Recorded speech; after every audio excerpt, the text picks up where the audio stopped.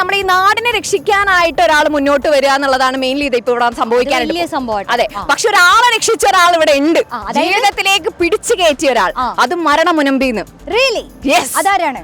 ദാ അങ്ങ് അറ്റത്തിരിക്കുന്നു. ഓ പറയൂ, എന്തായിരുന്നു ആ സംഭവം? ഒരു മനുഷ്യൻ ഫറൂഖ് പാലത്തിൽ നിന്ന് ആത്മഹത്യക്ക് ശ്രമിച്ചപ്പോ അയാളെ രക്ഷപ്പെടുത്തിയ ആളാണ്. പേര് പറയൂ. സന്ദേശ്. അത് 2019 അത് നടക്കുന്നത്. ഞാൻ ജോലിയുടെ ഭാഗമായിട്ട് കടന്നു പോകുന്ന വഴിയിലാണ് ഫറൂഖ് പാലത്തിൽ കുറേ ആളുകൾ കൂട്ടം കൂടി നിൽക്കുന്നത്. അപ്പം തന്നെ ഞാൻ വണ്ടി സൈഡാക്കി നോക്കിയപ്പോൾ പുഴയിലൊരാൾ മുങ്ങിത്താഴുകയാണ്. ഒരു മധ്യവയസ്കയെ മുങ്ങിത്താഴുന്നാണ് കാണുന്നത്.